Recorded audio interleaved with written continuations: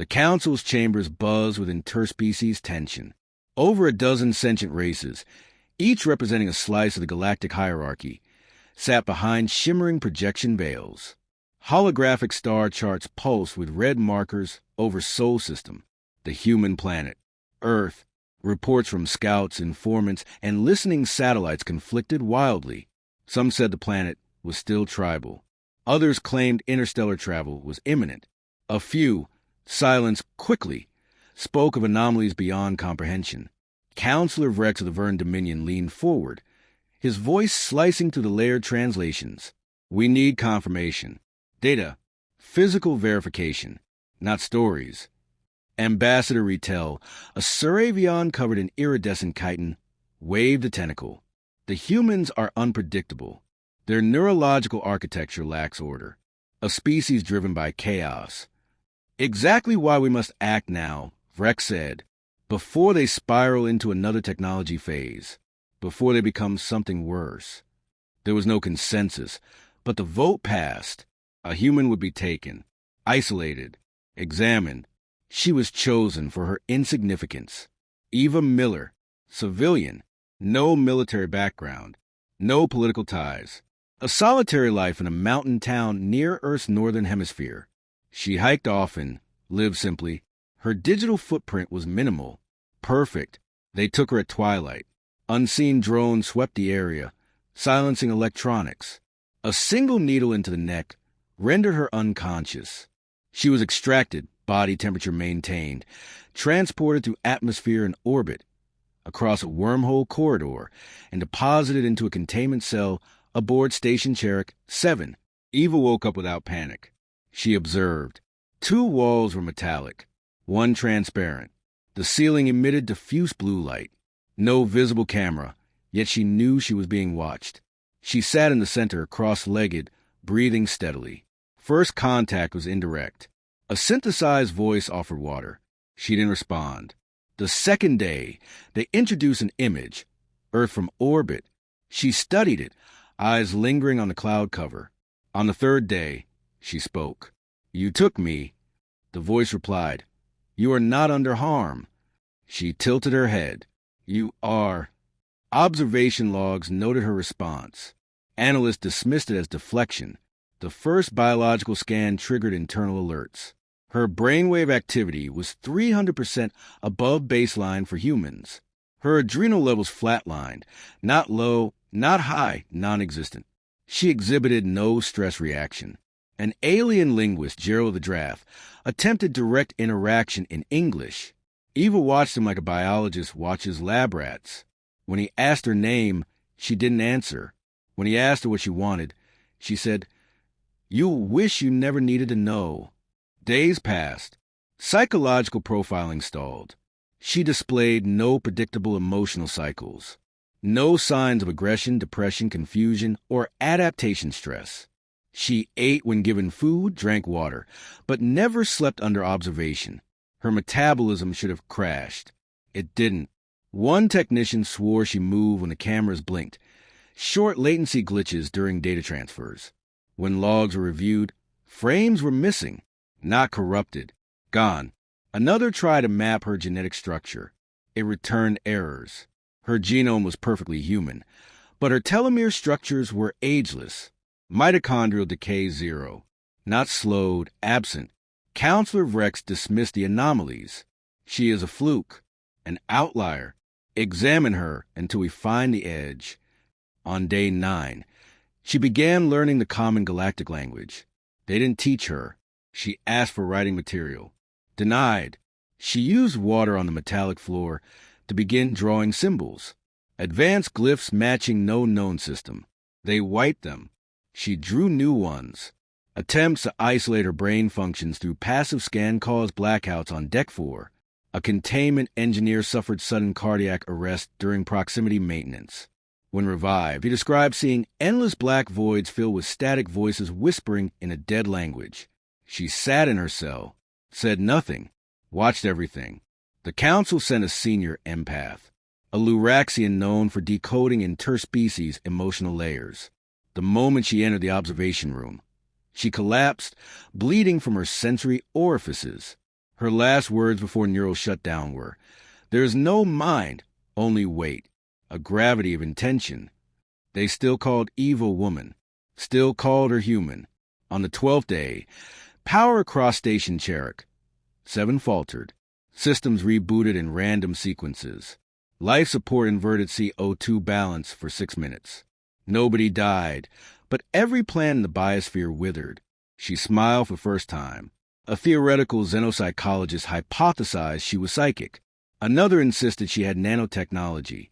A third suggested her body was a false front, a vessel.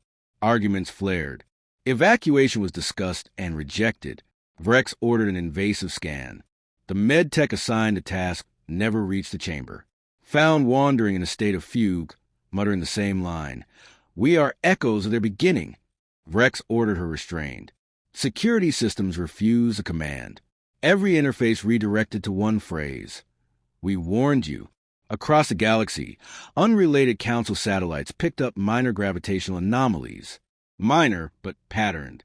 Each distortion corresponded to a timestamp in Eva's biolog. Each formed a part of a musical scale. None of it was possible. An emergency transmission was sent to Earth. It was never acknowledged. The signal bounced. Twisted, reflected through systems not yet invented. It returned encoded with a burst frequency that caused temporary blindness in over 300 command staff. Eva stood at the edge of her transparent wall. You wanted answers. They stared. She blinked once. The question you should have asked was what you are, because you were never the ones watching. Containment officers prepared sedation. Drones entered the hallway. They melted. No heat, no light, just decay. Logs corrupted. The chamber lights pulsed once, then died. When backup illumination activated, Eva was gone. She stood in the control room. No one saw her move. Every screen showed a single frame. Earth, but not from orbit, from the surface. A forest, wind, birdsong. A woman's voice echoed through every speaker. You reached into fire. Now you'll understand cold. Vrex stepped forward, trembling. What are you? Eva turned, not threatening, not smiling. I was human, she said. But then you asked for something you weren't ready to understand. So I came back. He stammered. Back? From where? She looked up at the ceiling. You think time is linear. That evolution stops. That species end. But the human story, it folds, twists, loops. We learn to become what we needed, not what you feared. Silence. Then, your council is not the center. Vrex collapsed. All systems shut down. Eva sat. No containment was activated. No one approached. She didn't resist because no one could compel resistance. And as Station Cherok 7 floated, dark and silent, its beacon transmitted one final pulse into the void, a location. Not Earth, a void behind Earth. Unmapped, unnamed, Eva waited. Not for rescue, not for war, for memory, because she had not been captured. She had returned. Station Cherok 7 remained silent for 11 standard hours. Not disabled, quiet.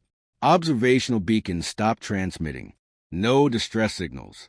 No emergency codes. Just a void. A vacuum in the network. Patrol craft sent to investigate found nothing but a drifting hulk. No damage. No power. No life signs. They retrieved the logs, but most were irretrievably scrambled. The few segments intact consisted of repeating symbols that translated to no known language. The station was sealed, labeled a high-level biopsychocontamination site. Internally, however, council officials panicked. Vrex was missing. Dozens of staff. Gone. No remains. The only trace of activity was a brief, encrypted echo in the deep net. A tight beam signal sent not to Earth, but to the dead zone beyond the Helix Rift.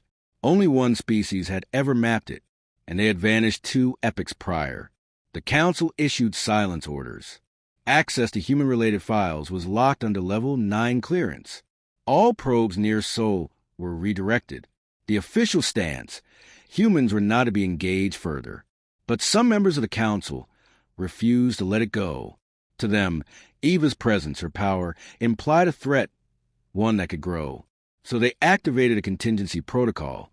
Project Horizon Eclipse. It wasn't about defense. It was preemptive erasure. Fleet Admiral Drashek of the Zarnai was given command. Known for his brutality and pragmatism, Drashek believed fear was clarity. He mobilized 3 dreadnoughts, 16 cruisers, and an AI war core. The target: Earth. Intercept. Neutralize. Extract assets if viable. Reduce the rest. What he didn't know, what no one on the Council knew, was that Eva was not Earth's representative. She was Earth's memory. As the fleet approached Sol, they encountered something unexpected. A complete sensor blackout at the system's edge. No gravimetric distortions, no radiation walls. Just silence, like the system didn't exist. They continued inward on manual piloting. One by one, navigation systems began to act unpredictably. Star maps blurred. Coordinates drifted. Calculations returned false vectors. Quantum communication failed. Drashek demanded recalibration. Then came the voices. Not in comms. Not over frequencies. In minds. Fleet-wide, crews began reporting auditory hallucinations. Whispers, phrases and languages they never learned, descriptions of places they never visited. Some collapsed, overwhelmed by impossible familiarity. A Sarn comms officer gasped before seizure. I dreamed of oceans, but they remember me. Drashek pressed on. By the time the fleet reached Mars orbit, 3 cruisers had powered down entirely. No commands worked. AI cores went silent. Autopsies of the crews revealed signs of neurological degradation similar to exposure to black hole event horizon physics. And yet, Earth spun peacefully below. No weapons arrays. No fleets. No shields. Just clouds. Land. Cities. Life. But when scans focused on the surface, something was wrong. There were too many structures. Ancient. Submerged. Buried under ice caps. Hidden in jungles. Pyramids not made of stone, but alloys unrecognized by the fleet's material database. Some emitted soft pulses and rhythms consistent with stellar flares.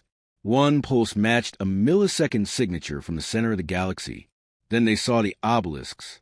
They weren't built. They were grown. Towering spires rising from nothing. They hadn't been there hours ago. Drashek ordered ground forces. 6 dropships descended. Only 1 transmitted. What they saw defied war. A single human, sitting cross-legged in a clearing. Male, young, expression neutral. The moment the Marines approached, the Earth trembled, not violently, not destructively, deliberately, like something waking up.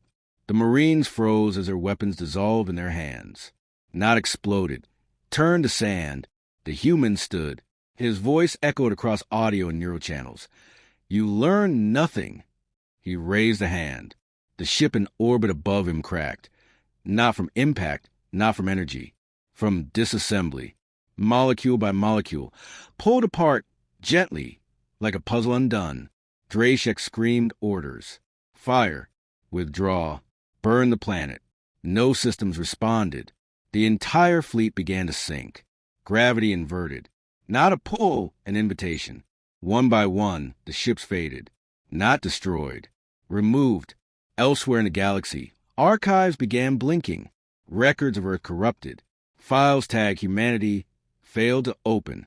Libraries on interstellar nodes began erasing themselves. Planetary historians panicked as timelines shifted. Some civilizations no longer remembered humans existed, but others did, especially those who had once made war with them. The Tedhari matrons whisper the old cycle, when a race from a green world taught stars to sing and machines to dream. The Drew miners, whose ancestors bore tattoos in the shape of Terran constellations, began to chant old prayers, songs no longer understood. The Norcash, ancient bioforms that survived the collapse, began to migrate toward Sol, not by engine, by instinct. Meanwhile, Eva walked, not on Earth, not aboard any ship, but through systems, through data layers, through memory. She appeared in a Council AI hub. No alarms.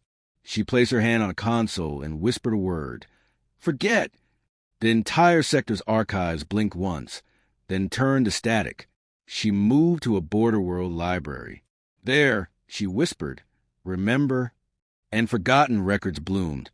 Accounts of human fleets made of light, soldiers who wielded no weapons yet turned empires to ash, children who sang and caused machines to disobey physics.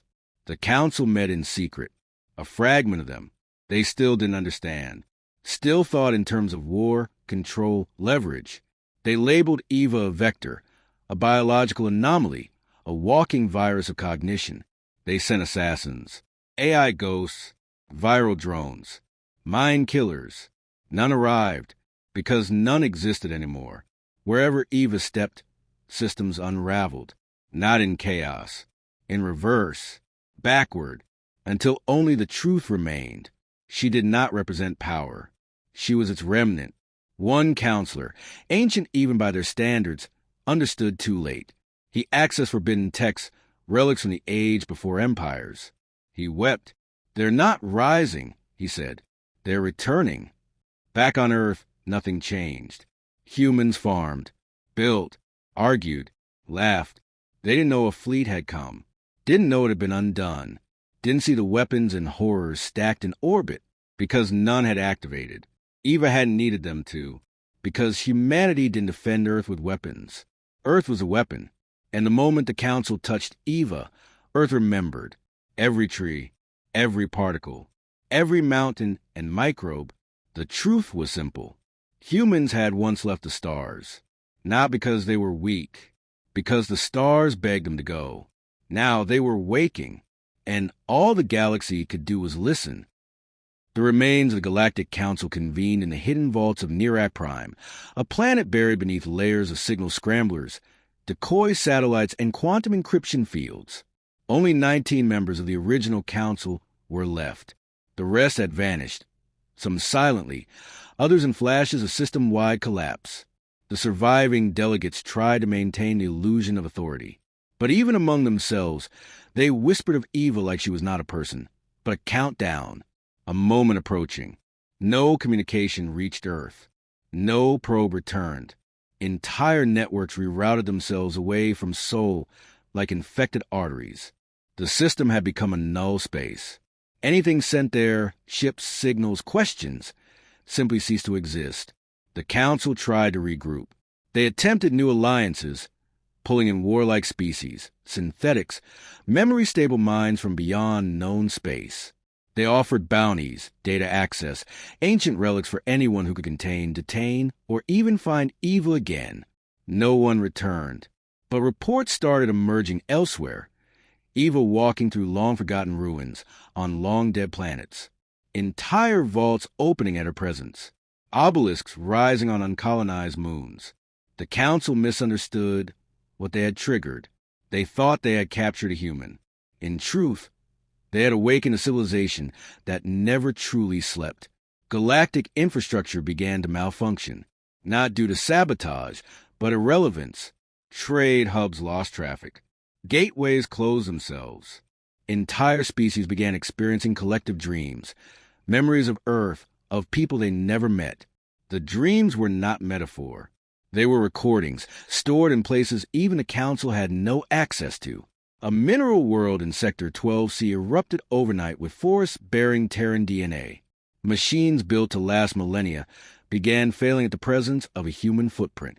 A synthetic mind orbiting Bataxa forbroke its 1,000-year silence with a single phrase. They have returned, even no longer moved alone. Not in any visible sense. But the presence she carried began to spread, not through ships, through resonance. An ancient human-designed frequency began echoing across the galaxy, not carried by technology, but by the laws of reality itself. Where it reached, things changed. Old enemies of humanity, if they still existed, vanished before being found. Lost colonies reawakened. The children of those who had once followed Earth's call stirred in their sleep and began to build, not cities, not fleets, structures of crystal and waveform, growing in patterns only old human minds understood. Earth remained untouched. No grand declaration was sent. No retaliation. No warning. But the silence was not ignorance. It was certainty. The Council tried to act. A final desperate measure.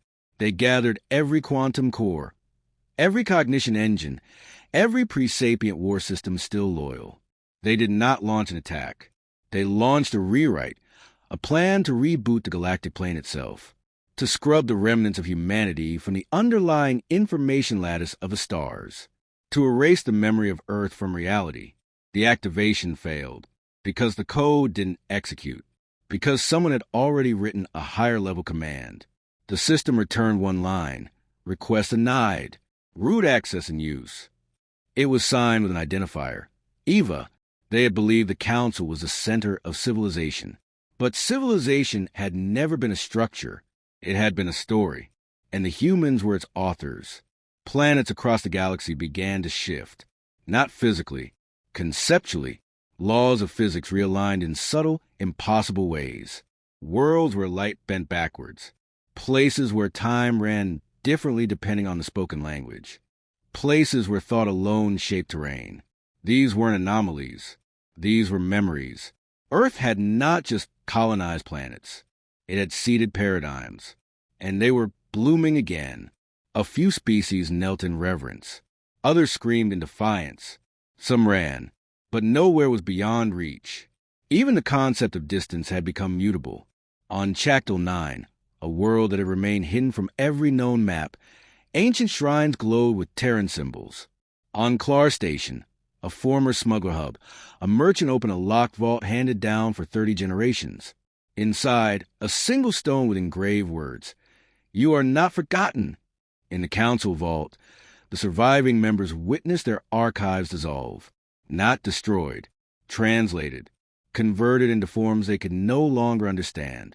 Not binary, not code, not language. Emotion. The archives wept. Memories of wars long buried surfaced.